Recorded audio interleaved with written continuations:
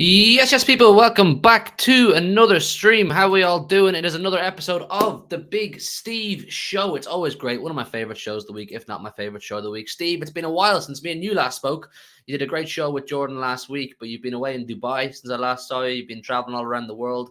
We might have won the Club World Cup since me and you last did a show. So how's life been for you? Yeah, been good. Yeah, refreshed. Yeah, been to Dubai. Just really looking forward to the game now. Weekend, you know what I mean? It seems like we haven't played for a while. I think everyone's got Kevin De Bruyne fever. We want to see Kevin back out there. And then obviously we've seen the pictures of Haaland this week training. So I think everyone's excited for Tottenham. I think it's the most excited I've been about going to Tottenham in the last 10 years. You know what I mean? It's usually a place where we perform a bit like Forest Green Rovers or something, you know what I mean? But we might be champions of the world, but Tottenham away always drags us down to another level. It does. I remember being there with you last season when they beat us 1-0. I've been there a few times now when they've beaten us. It's always a tough place to go. But I think, looking forward to this game slightly, I think there's a real feeling of a feel-good factor in Manchester City right now. For me, I've been saying for a while, it feels like a lot of things are falling into place for us nicely. You know, Haaland's back in training. De Bruyne, absolutely flawless since returning. And I want to have a good conversation about Kevin De Bruyne as well. So I feel more equipped than usual. I don't know, is it hopeless optimism that than for going to Tottenham? 9,000 City fans. Unfortunately, I won't be there this time, but that's going to be something special to be seen. But how do you feel about the game in general going into it? I mean, there's some sort of mental hoodoo block or something between the players and this ground. You know, we've seen it. We can go all around the league and wipe the floor with everyone, get to Tottenham and fall apart. I just feel like we're different now. We're built a little bit different. The World Club Cup and Athens and all the journey we've been on. I think we're a bit more, I don't know, we're growing as a team and a mentality base, you know what I mean? 9,000 City fans, Friday night under the lights, proper FA Cup tie. Kevin De Bruyne just coming back. The lad's just coming back from Abu Dhabi as well. So I think from a Manchester City point of view, you can't get better equipped than what we are going into the game. You know what I mean? More or less everyone seems to be fit. Probably Stonesy and Haaland probably won't start. Maybe De Bruyne won't start. But at least we've got them options getting fit in the right time. And Tottenham have got a few injuries themselves. They've got Son missing at the Asian Cup. I just think, and listen, looking at Manchester City, we're playing well, but we're conceding. Looking at Tottenham, you know, they play well, but concede. It could be a good old-fashioned shootout, and that's what I'm looking forward to on Friday night. Yeah, it feels slightly different to usual. Obviously, we owe them one. We let them off the hook, in my opinion, in the Premier League game back in November. We really should have won that game, so we probably owe them to beating. So I think if we can get the first goal there, we will go on to win it, because obviously we'll get the monkey off our back with not scoring in that stadium, and it'll just be a massive thing in general. But I do want to chat a bit about Kevin De Bruyne. I don't know, did you speak about it with Jordan last week, or have you done any shows about Kevin De Bruyne? But he's been a massive talking point amongst all the content creators, obviously since the Newcastle game. That amazing assist. Were you in? You weren't in St James's Park for that, were you? I think you were away in Dubai. No, I was away. Yeah, I watched it with the Dubai Supporters Club out there, and it was brilliant. Yeah, really good. Couldn't get a better game to watch, really. We were all sat flabbergasted at half time how we were 2-1 down after playing so well. And then obviously the ginger fella turns up and decides he's running the show. And yeah, man, the rest is history. And like you say, we were singing Oscar Bob Bob Bob late into the night into Dubai. So yeah, we were happy with it. The conversation about whether he's the best Premier League midfielder of all time is arising. I think he is at this stage. In my opinion, he is. Where does he rank for you at this stage? I've been grilled a couple of times in the Big Six for my opinions on City players. Gundogan as well. I don't know, have you watched the Big Six recently? I said I prefer Gundogan over Yaya. I got absolutely flamed. But Kev, yeah. It's the Big Six is the Big Six, man. You know what it's like. But yeah, he's definitely up there in the conversation. I like to judge it when he finishes. He's still doing his thing. But as far as trophies, assists, goals, big goals, influential goals, assists, Kevin De Bruyne's got a lot. He ticks every box. The fact that he came to City as a reject, the fact that some pundits that are still on TV now earning a living claimed him to be a reject and claimed that we all look what they're paying for this boy, it's silly and all that. Just shows you that people haven't got a clue, you know what I mean? And he's come to Manchester City. He's done the business on the pitch. Never give us an ounce of trouble off the pitch. Never demanded new contracts. Never demanded transfers away. He's just been that guy. And I mentioned it the other week. I said I went to that evening with Kevin De Bruyne at the Etihad, and he just seemed to have an aura around him where he was so relaxed. He'd said he'd done different things with his daughter that he'd never done, ballerina lessons. He took his son to football. And he said basically he'd let his body heal, which he's never had in 10 years. He's always been rushed to get back on the pitch. He's let his body heal, let his mind heal. He's travelled a bit, representing City and in Dubai, Abu Dhabi and that. And he had an aura about him of a calm, relaxed man. And I think that is a dangerous thing for the rest of the Premier League when you get a Kevin De Bruyne like that, refreshed. I think there was a plan put in place in terms of the return date for Kevin De Bruyne. I think, look, if we had a Champions League final coming up, say in November, December, I say you could have brought Kevin De Bruyne back. You could have forced him back, and he probably would have been okay. He probably would have been fine. But I think what you're saying is it's really applicable. It's getting a refreshed, revived, healthier feeling Kevin De Bruyne. It's only going to benefit us massively. He's that important to the team, essentially. Like you think about all the big moments he has and all the big games he's played in. The one of the players you can say it's never phased is Kevin De Bruyne. He never changes. His attitude never changes. His body language never changes. So having him, like what we did with Ruben Diaz last season, do you remember we gave Ruben Diaz that little bit extra time to get back to full fitness so that he'd be ready to go for the business end? I get the feeling that we've done that a little bit with Kevin De Bruyne. And look, the boost it's giving us as a fan base, it's incredible. Obviously, for those who've been to the games since he's been back. I was at the Sheffield United game. I know you were there too when he came off the bench and just went for a warm-up. The place went insane. Yeah. And then you could see when he came on against Huddersfield off the bench, the players looked giddy. You saw Foden looking giddy with Kevin De Bruyne on the pitch. Doku came off the bench with him. He looked giddy to play with Kevin De Bruyne for the first time ever. He's more than just a great footballer. He's a massive, massive presence in the dressing room. Yeah, 100%. And like you say, leads by example. You know something can happen. With Kevin on the pitch, you know something can happen. You don't have to look at Aston Villa, the game where we needed to win the league. It's not going to plan. No one panics. You know Kevin's around. You know what I mean? You just look at that at Newcastle. We played so well first half. We were huffing and puffing, didn't quite get there. De Bruyne comes on, slows it all down, and basically says, look, you're playing at my pace now. Give me the ball. I'll dictate the play. And the amount of chances he was creating and balls were getting whipped in and all that, you knew it was only a matter of time. And when he broke on the edge of the box, there's only Kevin De Bruyne can pass that in that bottom corner for me. And he done it. And, I think most City fans were worried this season there might be a drop-off.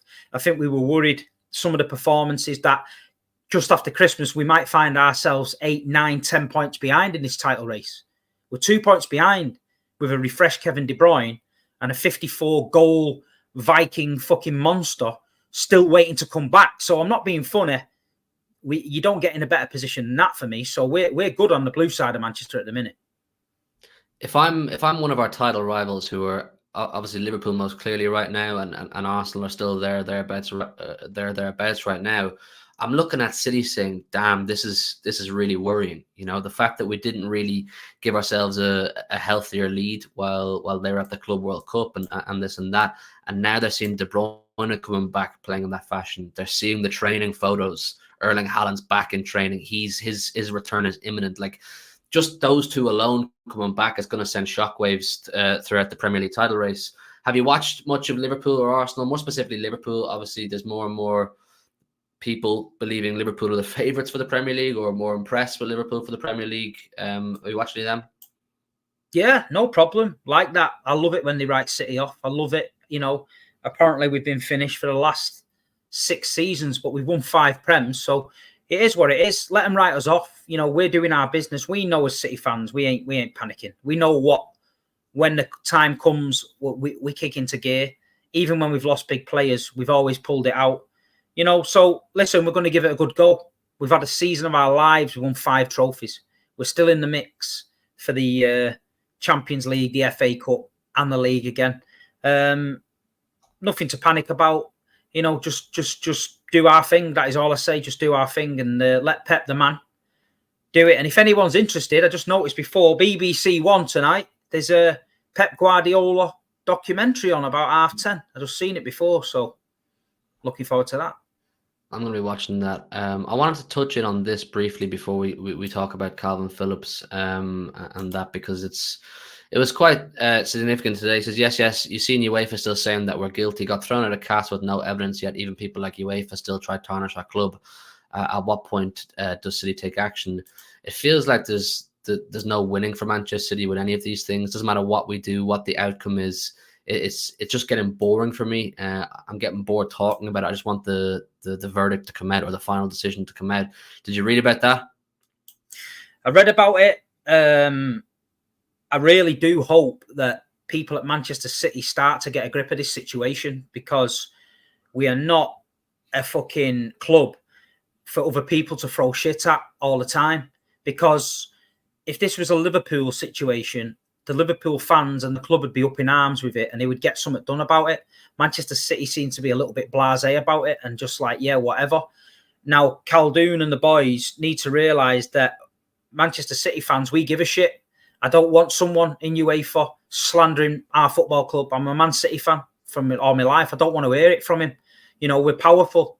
Whether Manchester City are saving it all in a little black book, ready for the day, they declare the name, and then bang, they're going to counter sue a lot of people. I hope so, because there's a lot of people out there who have got a lot of bullshit on this football club that spread lies, rumours. You only have to look the other day when Omar left, yeah? All of a sudden, he was our CEO. He was our CEO, but didn't get involved in any transfers, didn't get involved in any sponsorship. So what the fuck was he doing, dishing out the dinner in the canteen? Is that what we're saying? So this is how the narrative's spun. You know what I mean? At the end of the day, the 1894 group put a statement out yesterday on Facebook, basically saying the same. You know, Man City are letting these people come into our club on a match day. They're eating our food. They're enjoying our hospitality. Then they're going away and writing a fucking article ripping the club apart. So Man United wouldn't have had that in the day. Fergie would have fucked them off. You know what I mean? And that's what Man City need to do. Manchester City need to find out who these worms, weasels are that are sat in our club eating our fucking vol-au-vents, yeah, and turf them. We don't need them in there, mate. You don't need them. You think Man City's an easy target as a football club because we're winning everything. But us as supporters, we need to fuck them off. This is why I say we need our own mentality. We need to just be together ourselves, never, ever get divided like these other rival fans are. Always stick together, always be pulling in the right direction. And listen, we get a lot of shit. Me and you get a lot of shit. Content creators, we get a shit. I go on shows to defend Manchester City. I get abuse. Every morning I woke up over the Christmas holidays, I'm getting 50, 60 messages. You've cheated. You've done this. You've done that. It's bullshit. But the club don't help themselves. You know what I mean? Call these people out. You know what I mean? Get Khaldoon making a statement about these people, because it's slander. You can't slander people like that and think you get away with it. So, yeah, it annoyed me a bit. But I think there's bigger things on the horizon. I think these charges are going to come today. I think Manchester City are building something big. And I think there might be a lot of people that get in serious, serious trouble. I hope so. I hope so, because the amount of shit that we've had to put up with since this came out. Look, I do kind of get the stance the Manchester City are taking, which is not reacting. I would love them to make a statement. I'd love Khaldoon to make a statement, you know, sticking out some chest and defending our club and defending our name in a way that is legal, in the way that he can right now. I get the stance they're trying to take, which is really calm and composed, and we have nothing to worry about. You can all say what you want, and we're going to defend ourselves. But it's just hotting up. It's hotting up all the time, and it's just getting nastier and nastier, and there's more and more headlines. Like, you even saw the TalkSport interview with Stefan last week. What he said was totally twisted up, totally totally false headlines. Misquoting him nonstop just to serve a narrative, because it's quite clear that the mass public, which is, i.e., everybody outside the Man City fan base, is frothing at the mouth at the idea of us getting sent down, getting punished, and everything stripped off, us getting tainted. So it's the easiest content to make. It's such a great headline to make because everybody wants to see that headline. And City are doing nothing to stop this. Like, it's getting harder for us as content creators, Man City content creators. And this isn't me going, oh, boo-hoo, feel sorry for me. But it's getting harder for us to go on to rival shows and just talk about football and talk about Man City. Because all anybody ever wants to talk about with Man City is, you're guilty. You're going to be charged. It doesn't matter when 115 comes in.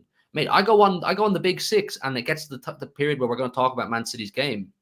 The whole chat, 115, 115, 115, 115, 115. No one's fucking listening to me. Everybody just wants to hurl dogs abuse when I'm talking about us beating fucking Huddersfield or some shit.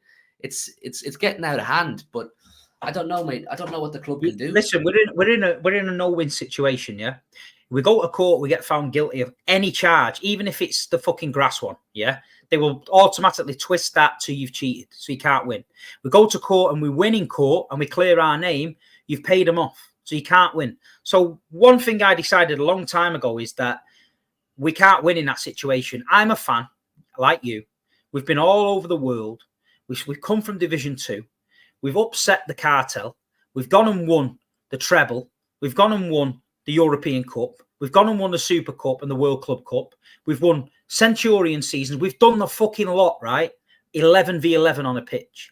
And the thing is, they cannot hack it. They cannot hack it. They're jealous. They look at Man City as a club and think, how have they done that?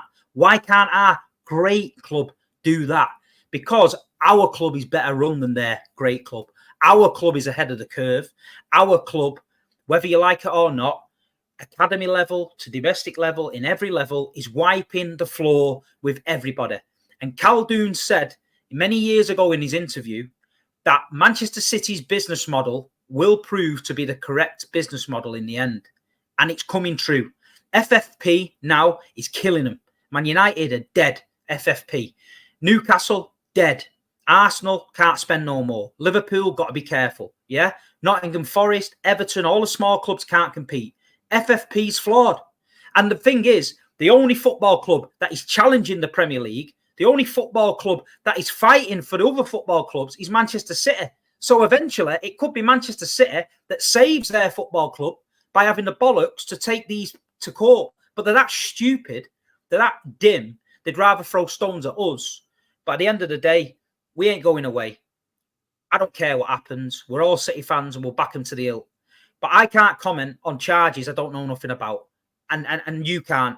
And Dave in the pub can't. And fucking Doris at Galabingo, she can't. Because we all know fuck all. So all we can do as fans is back our club.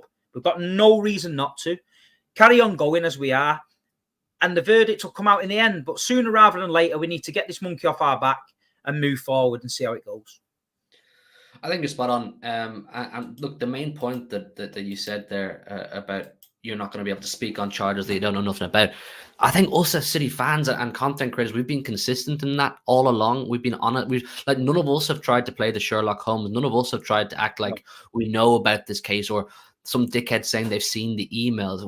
Why is it all of a sudden that the only internet lawyers that can be birthed since these charges is internet lawyers that follow other clubs? We've always said all we can do is trust our board, trust Khaldoon and what he said, the irrefutable evidence thing. If he says we're innocent, we can only take that at face value.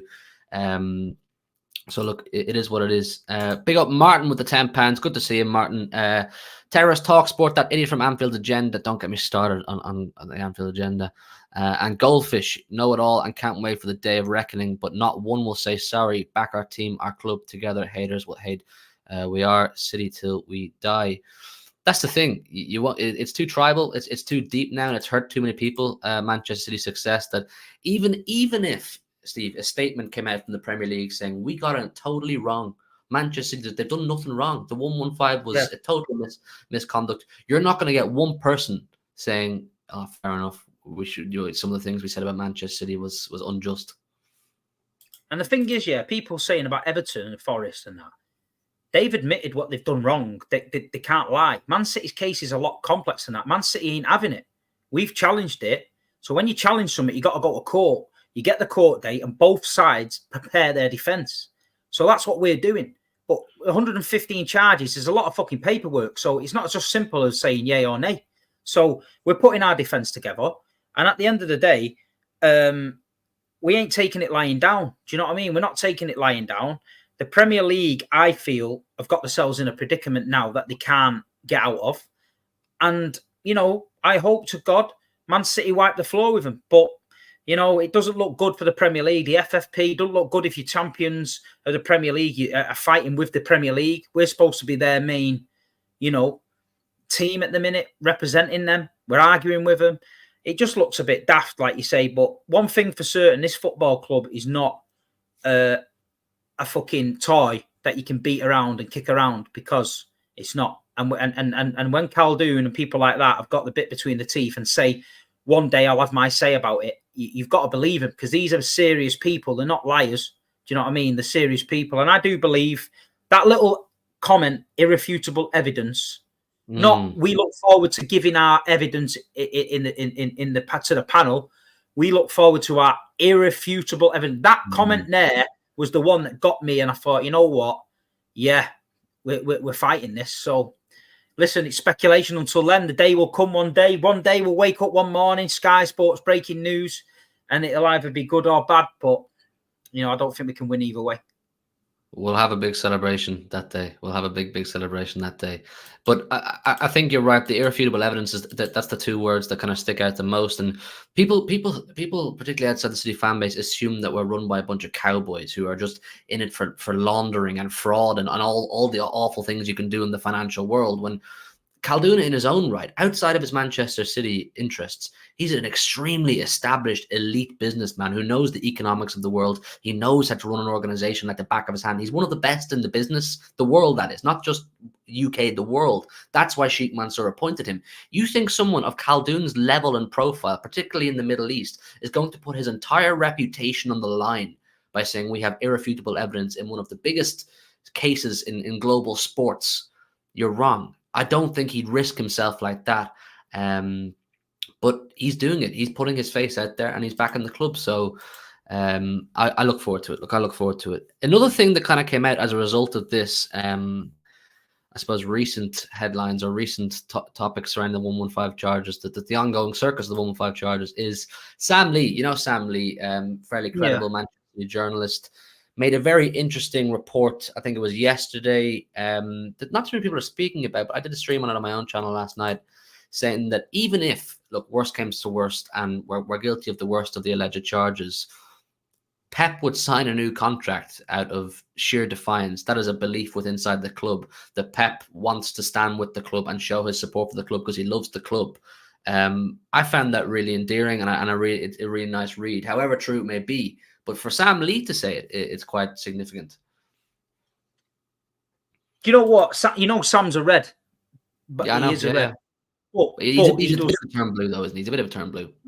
Yeah, he's a red, but I've seen him a lot. I do respect his opinion. I do like reading his stuff. And listen, it's all pie in the sky. We don't know, do we? We don't know. But it's just, as long as this hangs over you, you know, as a club, it's just there, isn't it? You know what I mean? It's there. We just need it put into bed. You know what I mean? It's going to take time. We need it put into bed. You know, Omar left this week, and apparently he left because he's jumping a sinking ship. So there's anything that happens at Man City now, there's a narrative to it. You know, a couple of young kids have left, they're jumping ship. You know, you can't win with it. It's all bullshit. But I suppose when you're the best in the world, when you're at the top of your game, you're there to be thrown stones at, and everyone's throwing stones. And at the minute, you know, keep throwing the stones because we ain't going anywhere. We ain't going anywhere. We've just got to prove them wrong on the pitch. We've got to keep winning, keep beating them, keep fucking getting stronger, keep getting this support together. 9,000 support, 9,000 at Tottenham on a fucking Friday night. You're taking the piss, got no fans. You know what I mean? This is what I'm saying. As long as they keep talking shit, we keep proving them wrong. You know, you never win the Champions League, done it. You won't win a treble, done it. You know what I mean? You won't win all them trophies, done it. You got no fans, 9K Tottenham Friday, let's have it. So we keep doing it, man. We keep doing it. Just keep proving them wrong, and they run out of shit and bile to spew. It almost makes it even more admirable that we won 5 trophies in 2023, the same year we got the 115 charges. You know, a year that you'd think normality would be pandemonium, you know, panic at Manchester City Football Club, 115 charges arrives, chaos, and they go and win 5 trophies. It's amazing. Listen, people, please smash a like on the stream. I forgot to say at the start of the stream, there's 400 in the building. Make sure you hit the like button. Make sure you subscribe to the channel if you're new around here, and keep getting your thoughts. I want to speak about the Omar thing as well. Yeah, Omar, obviously, he came to Manchester City with a big reputation from Barcelona. He's done a fantastic job at City. They trust him.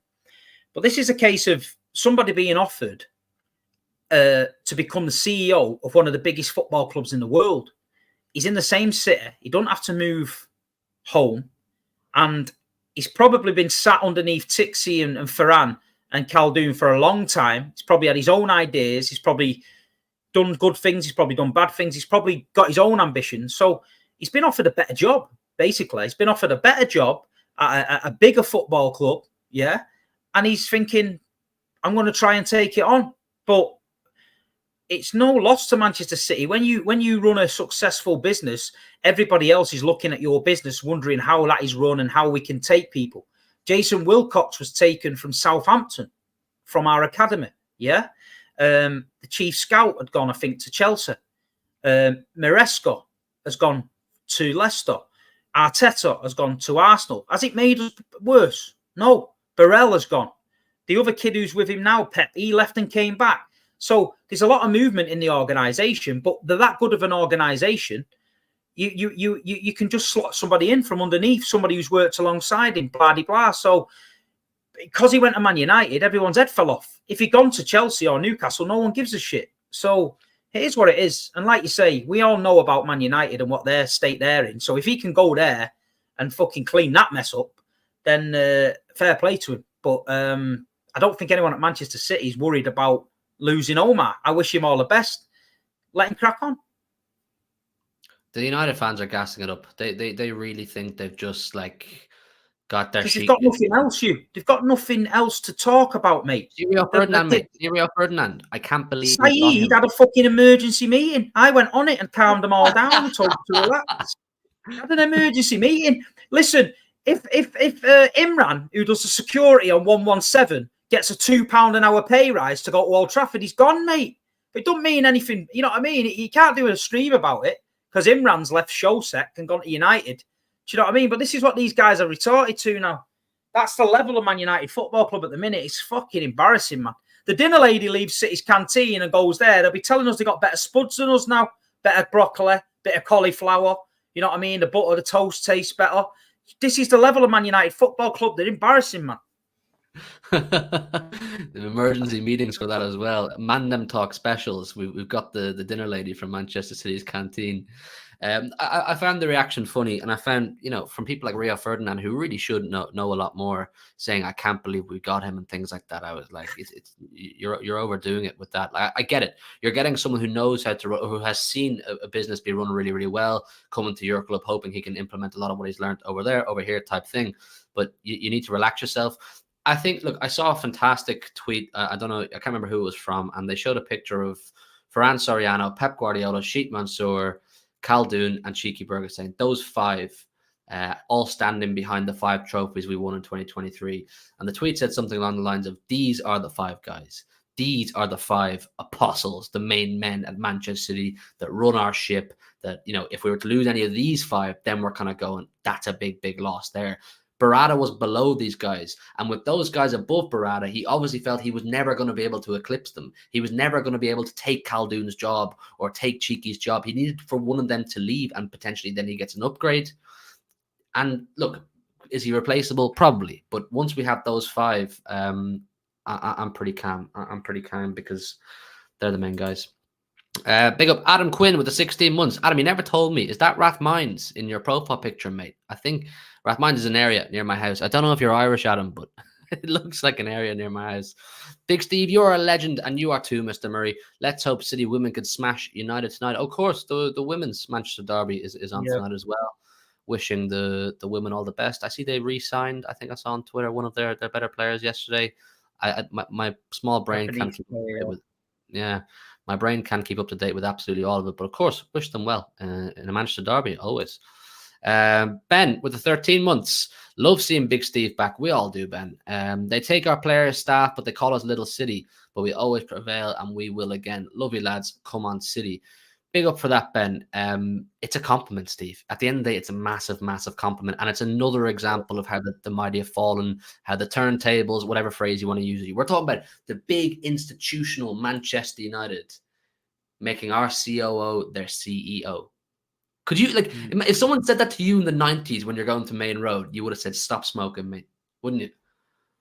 Yeah, listen, it is what it is. Radcliffe's had to come in and he's had to make waves. He's paid a lot of money for his stake at Man United. The Glazers have had it right off. They basically took the money and said, right, you're in charge of the footballing side. So if it all goes wrong in the footballing side now, the United fans can't go Glazers out because it's not to do with them, apparently. So it's Jim. But Jim Radcliffe and his mate, what's he called, Brailsford, Yeah. Team Sky, yeah. Have you seen their record? Team Sky for cheating and doping and all that on the thing, yeah. No. Apparently, they didn't know nothing about it and all that. So their record as business people isn't great, but no one's making an issue of that. You know what I mean? But listen, you know, they've got to do something. We know Man United are miles away. Let's go and get this guy. He knows the ins and outs of Man City. Bring it on. We're not stupid. You know, our guys aren't daft. I wish him all the best. I never, in my whole life, I'm a businessman and I've got people who I employ and people have left my employment and stuff like that. But one thing I've always said, if you think you can better yourself, then go. I'll never stop you to go. And I just feel like he's thinking, you know what? I could be the man that gets Man United back on track and he'd be a hero in the red side of Manchester. So he's took it. But he could also be the man that does fuck all and they don't win now and get sacked. So he's got to be careful. His reputation's on the line.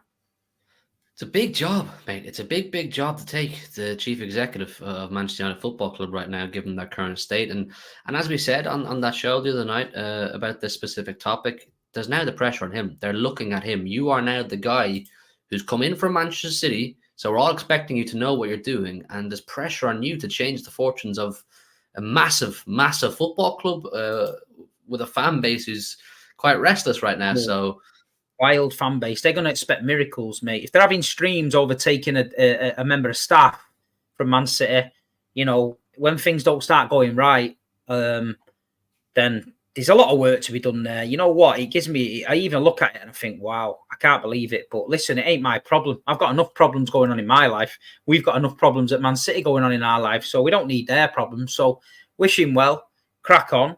Just make sure we change the passwords on all the fucking computer systems. We don't want him snooping about. And then we're happy days. Yeah, we don't want another Liverpool situation, getting our scouting network hacked or anything like that. Exactly. Massam with the 5, big up Massam, my friend. Almost responsible for everything good at CFG, but his one executive isn't involved in any cheating, even though he was involved in sponsorship deals. Is this? That's just a narrative, isn't it, that they spun. One United account spun it. Yeah, he's not involved in anything. Well, I'm sorry. How can you be the main man at a football club? How can you be one of the integral parts of the machine if you're not involved in bringing in sponsorships and all that? But his LinkedIn profile says exactly to the contrary. So it basically says he was involved in these things. So these Man United accounts have got a lot of clout. They know how to spin it and that. But yeah, we'll see with that one. We'll see. We'll see how Berrada gets on, and we'll see if there's any emergency streams for the right or the wrong reasons over the course of his tenure. Once again, guys, make sure you've hit the like button on the stream, 450 in the building, and subscribe if you're new. Let's chat about Kalvin Phillips. Speaking of big personalities leaving, Steve, Kalvin Phillips, he's secured his loan. Apparently, he was in London today doing his medical. 6-month loan to West Ham. Don't think it's a massive blow for City, but I'm glad for him. I'm glad for him because I like Kalvin Phillips, and I think he needs to be somewhere where he's playing football.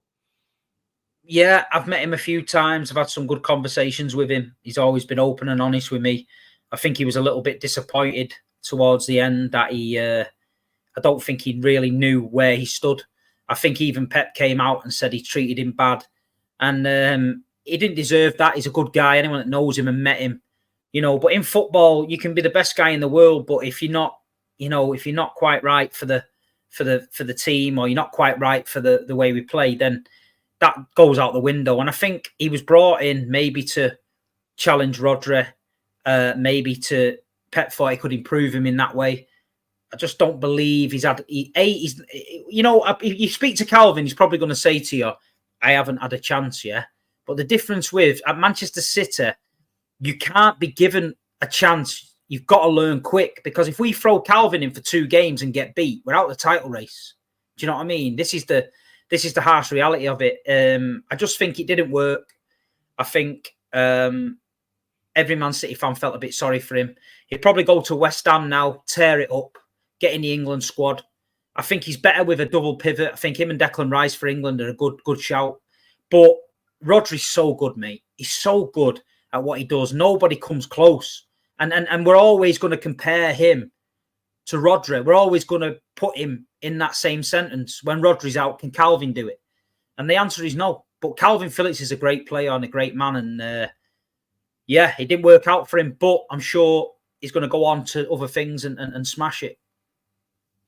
As I said yesterday, it's no embarrassment to not make it the grade at Manchester City Football Club, and it doesn't mean you're a bad player by any means, because you're talking about Manchester City, the best team in the world, and have been on paper the best team in the world for 5 years now, 5, 6 years now. So to not come and be quite good enough for a really demanding and methodical manager in Pep Guardiola, it's no shame. And look, I said on the stream yesterday with Jordan that I was very excited about the Kalvin Phillips signing because I did really rate him before he arrived. I liked him a lot at Leeds. I liked him a lot from his Euro 2020 campaign with England. You know, he was the player of the year for England off the back of that tournament. But he was in that Nathan Ake kind of stage that when we got Ake from Bournemouth, you know, he was never coming in to be number one initially. Kanji too, never coming in to be number one. But it was a case of, can you learn and can you grow into a player that can challenge? Now, it's going to take a lot to challenge Rodri at all.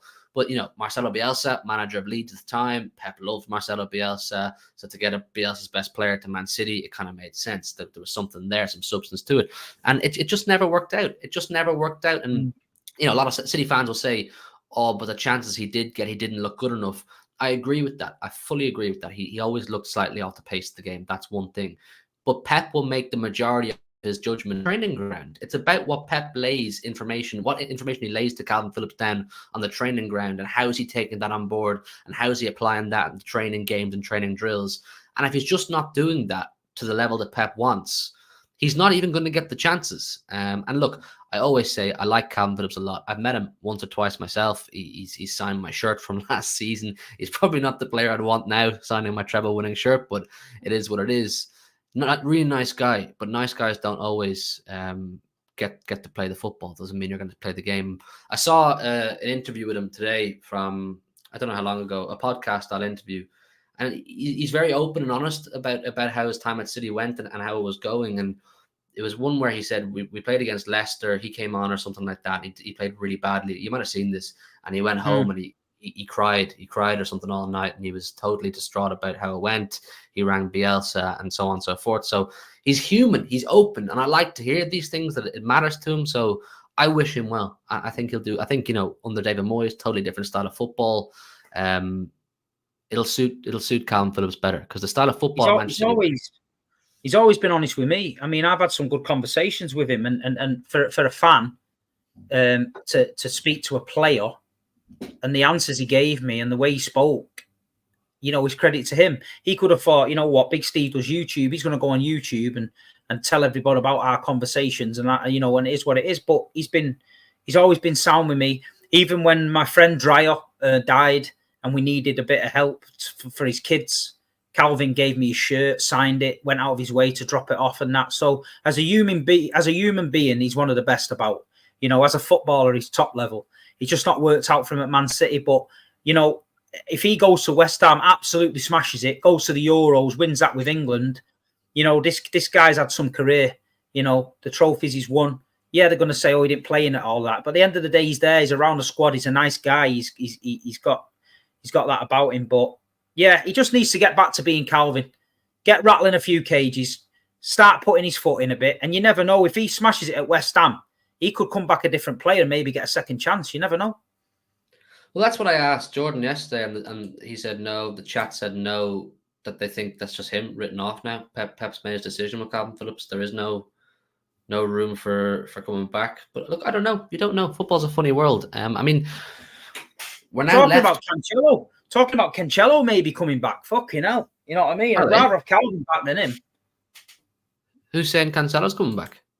I didn't see anything like that. I was reading something there. Barcelona can't afford him. So they were saying basically that he might end up coming back and Pep might try and integrate him in the squad. But we just need him gone, man, as fast as we can, that Cancelo. I don't think anywhere he's been, no one's liked him. He's only done well at City. Everyone liked him at City. At Barcelona, I think he's upset a few.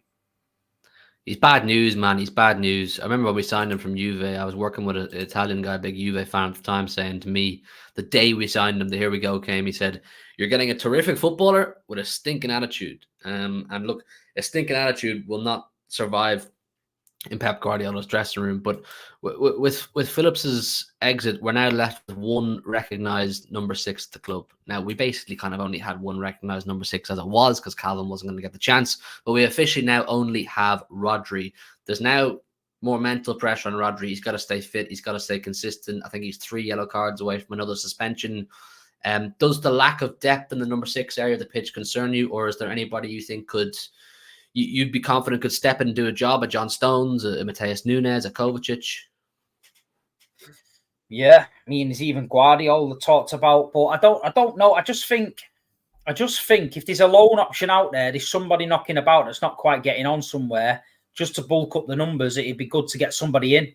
I'm not talking to replace Rodri or to fight it out with Rodri. I'm just thinking, the games late on in the Champions League, you're winning. You want to see a game out. Rodri's on his ass. He's been kicked to death. Atletico Madrid or somewhere mad where it's going off. You want to bring somebody on who can just slow it a bit down, do a bit of graft. We haven't had that person since Fernandinho. You know what I mean? Fernandinho was old in the tooth, but long in the tooth, but he used to come on and just rattle a few cages, get a good couple of tactical fouls, see the game out.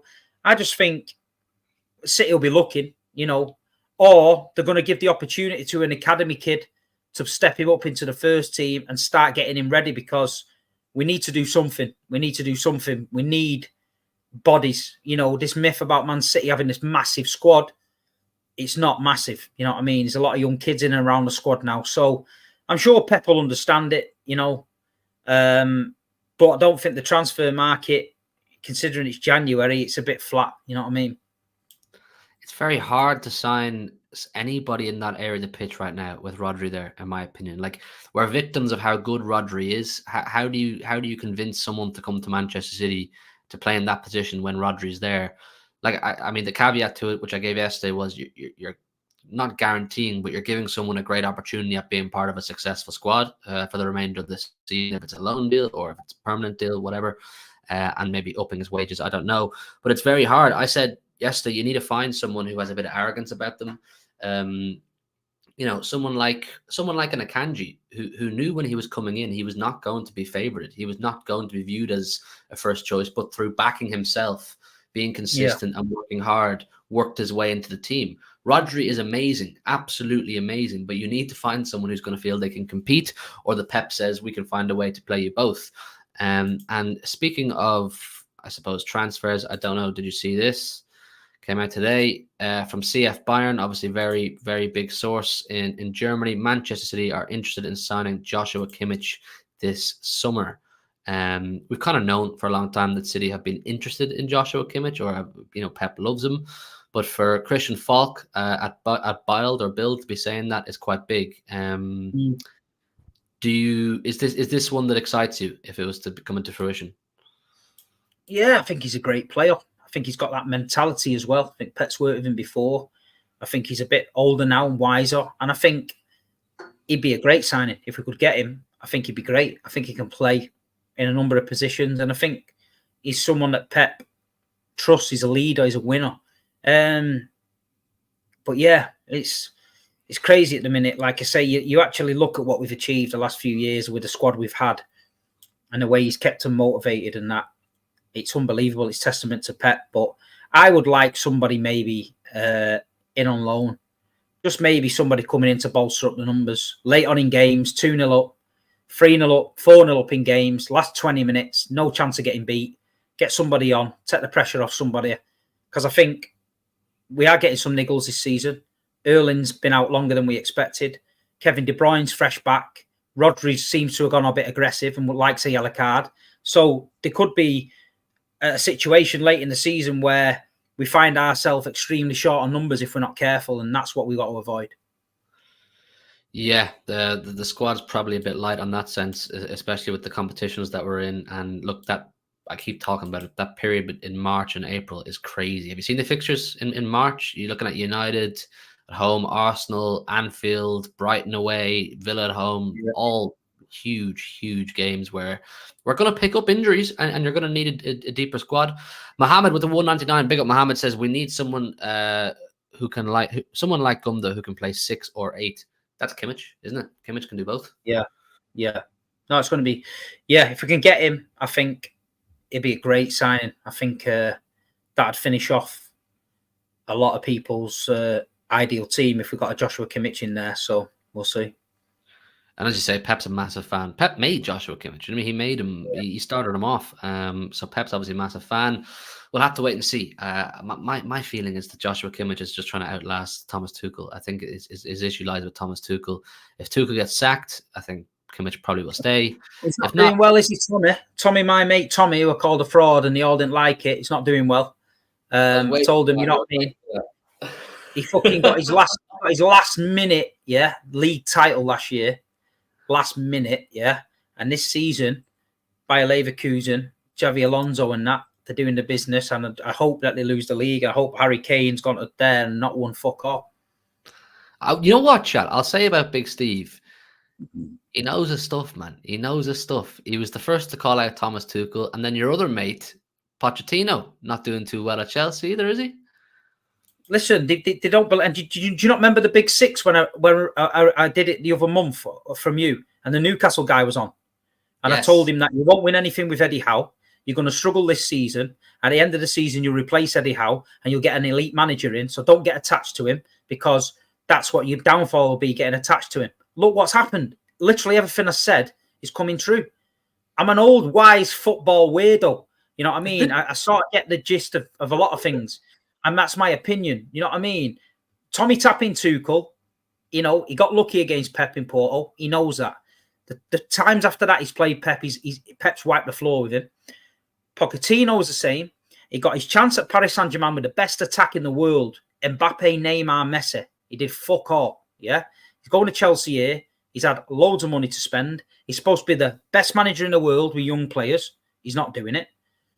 And Bielsa, any man that sits on a bucket while you're getting beat 7-0 and looks at the floor, he's not fucking in the head.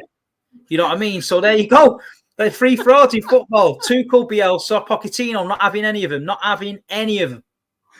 Mystic Steve, man. Mystic Steve. He predicted it all. Honestly, those Big Six shows, I used to crease myself listening to you slate those guys. And it all came true. It actually weirdly all came true. It's not as if you had one or two that worked out. It's all kind of working out. You never remember the prediction? Man, Liverpool, Burnley. On the Big Six, right? We did a prediction. And Liverpool, Burnley at Anfield. I said 1-0 Burnley, and I described the goal. And Burnley won 1-0, and the fucking goal was exactly how I said it was going to be. Ask Grizz. Grizz is still traumatized about that one day. Next Big Six say, Grizz, can I ask you something? Big Steve said he's a bit mystic. Did he predict Burnley to beat Liverpool 1-0 at Anfield? And he'll go, fucking hell, he did. He did. And it was mad, man. Mad. I hope you put money on it, mate. I didn't, did I? I was just trolling him a bit, but I just have these little weird feelings sometimes, you know what I mean? But yeah, man. Yeah. It's mad. That is mad. Big up Martin again. You're a wise old owl, Steve. Martin knows the game. Martin knows the game. Martin is our resident wise old owl here at City Extra. Big up Codename. He says, hello from New York, boys. What are your thoughts on Kevin De Bruyne playing CDM if Rodri goes down this season? I've seen tacticos and experts suggesting this, that you could maybe play De Bruyne in a deeper role if needs be, just because of the way he reads the game and his ability to control the play and spread passes and that. Is it something you see for De Bruyne's future, obviously, as he gets into the latter stages of his career and his legs will probably eventually start to slow down? Do you know what, right? Talking about being a wise old owl, yeah? One time at Main Road, we played Chelsea, and my dad said to me, watch Ruud Gullit today. Obviously, I knew Ruud Gullit from his Milan days and that. He said he's playing at sweeper, yeah? And Ruud Gullit came to City for Chelsea and he played sweeper. And he was like a quarterback. He was just pinging it 30, 40 yards, left to right. So good. And it stuck out in my mind. And when I look at Kevin De Bruyne, I think that one day we could see him very, very deep. Very, very deep, just dictating the play.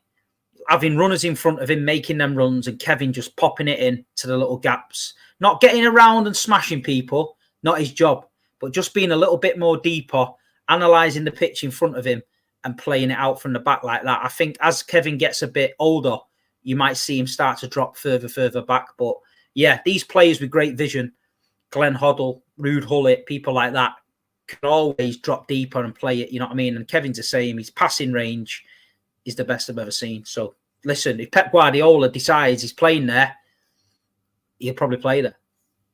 And he'll do an excellent job as well. We saw Gerrard do the same thing towards the latter stage of his career, didn't we? He kind of moved into a deeper role. But like when I was bigging up Kevin De Bruyne on the Big Six and any shows I've done, one of the compliments you have to be able to give Kevin De Bruyne, and people don't pay enough attention to it, is his ability to evolve with the Pep Guardiola styles of play. If you look at the different types of systems Pep Guardiola's ran with since he first arrived at the club, the Sané, Sterling, the fast-paced wingers, inverted fullbacks, false nine. One of the constants throughout all these evolutions was Kevin De Bruyne doing it perfectly, doing his job and doing it to an extremely high level. So I'm in agreement. I think if Kev is to drop into a deeper role, he'll be just fine and he'll be as good as he always is. Puneet, Mystic Steve, please predict 2 Champions Leagues in a row. Do you think we'll get to Wembley this year? It's happening. 2 Champions Leagues is happening. There you go, Puneet. Wembley Champions League final. Would that be up there with Istanbul for you? Yeah, man. I think you always like to win it abroad, but Wembley's cool. You know what I mean? We could have a proper party somewhere in London if we did it. Yeah, why not? We've got that mentality now. When we won that first Premier League, people were saying it was different. And I feel like in the Champions League, I feel like we were a bit giddy for the last few years, always pushing the games away, getting caught out, having to come back to the Etihad with defeats and stuff. I think if you watch last year, we went away to Leipzig, got a 1-1, came back to the Etihad, put 7 past them, went to the Etihad against Bayern, went away, relaxed. Real Madrid, Bernabeu, went away, relaxed, 1-1, 1-0, whatever, getting back to the Etihad. I think the Etihad is key for us to get to the Champions League final. I think we've got to do what we did last year, be solid away from home, get beat 1-0, 1-1, no problem. Get back to the Etihad, turn the volume up and kill them at home. Yeah, I agree. It's something we're hoping to do on a slightly smaller scale this Friday with Tottenham away, but we have that monkey off our back now, don't we? With the Champions League, and all the players that feel like they can do it. Pep knows that he's done it, what he was brought in to do. So it's kind of like a free chance and more to go and do it again. Imagine the Wembley way, mate. Imagine the Wembley way after winning the Champions League final. There would be absolutely insane. If you had to pick, Steve, would you go for 4 in a row Premier Leagues or 2 in a row Champions Leagues? Someone else seen this the other day on the thing. I was looking at it. Do you know what? The 4 in a row's never been done, right? So what I'm saying is, the 4 in a row's never been done. But does that give as much clout as another European Cup in the bank? So we win another European Cup, we're only 1 off United. If we win 4 on the bounce, is anyone asked? Only us and maybe a bit of bragging rights. So I'd probably take another Champions League. Because I think to get 2 in the bank, and they've only got 3. And I think we'll just overtake them next 10 years. To your knowledge, has an English club ever won 2 in a row in the Champions League? Forest and Liverpool, I think, did it. Liverpool did it in the 70s, was it? Yeah, I think Liverpool did it. I know Nottingham Forest did it. Yeah, they did it, yeah. 2 in a row. 4 in a row's never been done. But 5 in the season, what we've done this season's never been done. But 2 Champions Leagues. Yeah, man. Don't know. The Champions League just hit me a bit different last year. And, yeah, I want it again, man. I want it again. Yeah, you'll have to do some sort of a podcast style show, Steve, about the whole season last year. People want that because you more than most have experienced it all. So you're going to have to do some sort of show designated to the treble season. The people want to see that, man. And if you want to see it, subscribe to Listen, one story, right, from the fucking Champions League last year. Yeah, we gets in the Bernabeu, right. Bear in mind, I don't drink. Yeah. I'm shitting myself. I've been out with the boys all day from 9 o'clock in the morning till 9 at night. Daps and all the boys are on the piss. Yeah, we gets in the Bernabeu. They said my ticket was a forged ticket. It wasn't. It was from the club. So I'm not getting in. We've managed to get through that. There's kids crying outside, been refused entry. I'm there as like Man City ambassador, getting everybody in. Yeah, gets them in. We gets in the Bernabeu. I've had a piss. I'm stood up in the Bernabeu. I'm looking at the pitch. The players are getting ready to kick off. We kick off. Now I'm analysing in my brain, fucking Bernabeu, Real Madrid, shitting myself. All of a sudden, out of nowhere, I've got Daps next to me, yeah? But Daps, when he's on away trips, he's known as Yaps because he don't fucking shut up, yeah? He says, do you know Roy Hodgson? I went, what? He went, you know Roy Hodgson? I went, yeah. He went, have you seen the tactics he uses with Crystal Palace? I said, he plays this man up front and he played a long ball and Mateta plays it off to... I went, Daps. I went, fuck off away from me now. He went, what? I went, move away from me now. It's a Champions League fucking semi-final against Real Madrid and you're dissecting Roy Hodgson's tactics for Crystal Palace. Move away from me now. And he had to move away from me. So it's a running joke that the middle of the semi-final, Daps decided to dissect Roy Hodgson's tactics for Crystal Palace. This is what gin and rum and beer does to you people. The biggest game of our lives. I'm shitting myself, yeah? And MCFC Yaps is talking about Roy's tactics for Palace. Honestly, you couldn't make it up. You could not make it up, mate. So, that's one of my favourite stories I've ever heard. Go and hit him. Go and hit him. MCFC Daps, go and hit him and ask him what's Roy Hodgson's tactics about. He'll tell you, mate. Honestly, it was the funniest thing. I was in nervous wreck. I was shitting myself, and he's talking about Roy Hodgson. He thought I was on Never a Foul, sat in his living room talking bollocks with all them. But honestly, mate, funny, mate. He's that podcast would be brilliant if we structured it proper. Would be brilliant. MCFC lads, Daps, whatever, anyone that's been it, will get us all around a round table and talk about it. I think it'd be fucking epic. Epic. Yeah. Because we were all going to the games, home and away around Europe. I don't think we'll top that. It's the most special season we've ever had.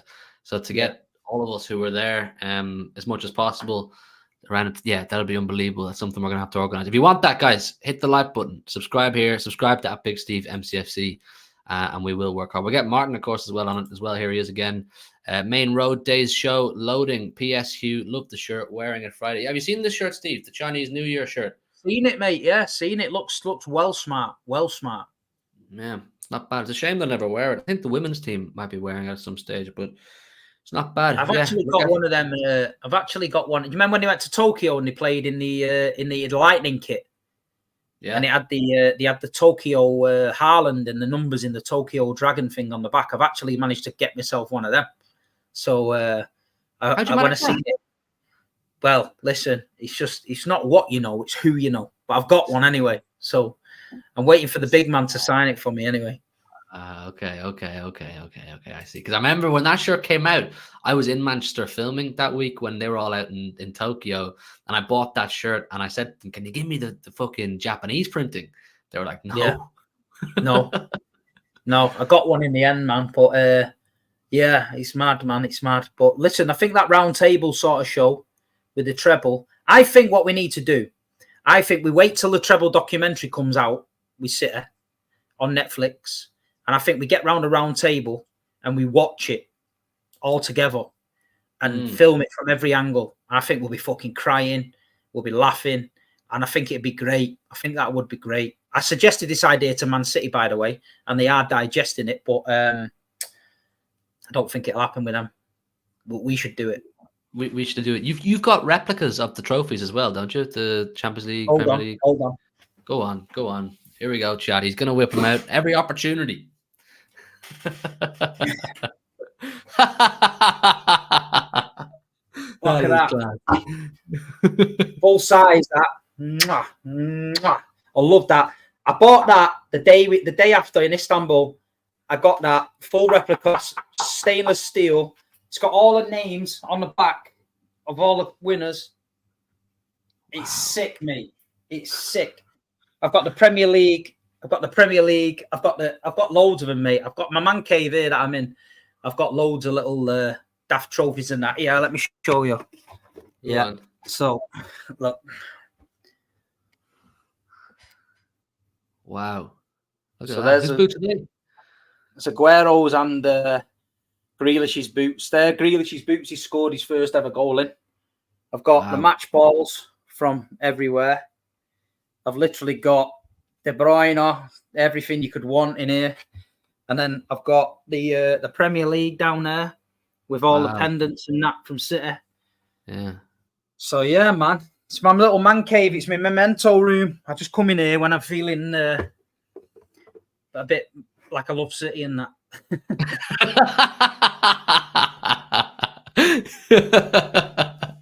Well, when she falls out with me and that, and don't make me any tea, me and old Big Ears here, we just come and sit in here together and talk about the Champions League. But honestly, this is the best thing they ever bought me. Honestly, I get up in the morning and I walk downstairs and I go in here for a bottle of water or something, and I think, fucking hell, can't believe it. We won it. You know what I mean? We won it. We'll get those trophies. We'll get some sort of a studio set up. Bring them, bring them down. Yeah, we'll try and we'll get something filmed. We could even get a production team of some sort. I don't know. We'll think about it. We'll sort it out. It's definitely something that needs to be done. It'd be wrong of us as the content creators that were there for the season to not have something like that put out. You know what I mean? I think you could get a nice studio in town or somewhere like that and do it proper. I think it'd be brilliant, like you say. I think it'd be brilliant. Yeah, we'll get on. Freddie needs to get his wallet out, man. Freddie needs to get his wallet out. Stop going on holiday. Stop going in these boxes and that and having fucking prawn sandwiches and crab sticks and sort your neck out. Get a round table. Get the boys in there. We'll get the European Cup in the centre of the table. And we'll do a treble special. I think we'll break it up into a couple of hour episodes. I think we'll smash it. Yeah. Get your wallet out, Freddie. Get your wallet out. We'll get Daps down to talk about Roy Hodgson's tactics at the end to see if they've improved. Well, they fucking have, because they're going to draw against us there, didn't they? In November, December. No, we'll sort that out. We'll sort that out. Don't slag the boxes though, Steve. The boxes. I made my debut in that for the Sheffield United game. You ever been in one? No, I haven't in one. I've been in after the studio. I was in Jack Grealish's for a bit, but I've never been in them. You know what? You know what? I had an idea about getting one. Maybe taking some fans in there that have never been to City before. I think I might do it. But I've been in the Tunnel Club, which is a bit weird. Nice, but weird. Grander game, that Tunnel Club lower level. Grander game. It's a bit crazy, man. They say the lady who told me who was serving us, or who worked, in the box that I was in, I was next to Jack Grealish's box. So Kevin Grealish and that were all drinking in the lounge outside my box. She said it's 250 grand to buy one for the year. Yeah, it's big dough, man. It's big dough. But it's, it's better. It's not the way I don't get me wrong, I've done it. And it's nice as a one-off, you know what I mean? But it's not for me, man. There's something about stood in the south stand with my back aching like fuck, eating a chicken balti pie and everyone mithering me for a picture. I kind of like it. So I like staying in there. Yeah. Oh, I love the South Stand. The South Stand's special. Martin, I'll be crying again. Nobody wants that. No, it's a space where we're all allowed to cry that day. There'll be tears. There'll be smiles. There'll be the whole lot, man. It's a day where we're gonna reminisce on an unbelievable year. So that's a great idea. Look, these Big Steve shows, man. We always have a chat about what's going on, but we come up with good ideas as well. And like I say, if you guys want to see that happen, let us know, man. Let us know. Show support. Is there anything else you want to talk about, Steve, before we wrap it up? No, little shameless plug. Terry's Cult treble t-shirts have been restocked today. So everyone that mithers me, I didn't get a treble t-shirt. They're available. And I did a Spurs watch along with a Tottenham preview with Expressions. That's on his channel now. So that's pretty funny, as you can imagine. Expressions, he's mad. Never got a word in edgeways. And then tomorrow morning, I've got a Tottenham preview with your mate Toby. So Big Six Toby. And all the Blues travelling down to Tottenham on Friday. Get there safe. I'll try and put a boozer on my story if we can get one sorted out. And let's go there, get behind the lads, and finally score at Tottenham. Come on. The final question, I have to ask it because people are killing me about this. For you, mate, Gundogan or Yaya? Oh, God. Why do you do this to me, man? Because I put myself in this situation, so you have to come with me. Oh, God. Gundogan's... Oh. Mr. Whippy, man. First Champions League. Exactly. The man that held that. Ilkay Gundogan. Exactly. There we go, people. I'm not a dickhead after all. Oh, it's hard. That's so hard, man. I love it. It's like that's like choosing between your mum and your bird, isn't it? You know what I mean? You love them in different ways. Exactly. But yeah, man, it's crazy, man. But nah, I think the Treble documentary thing will be good.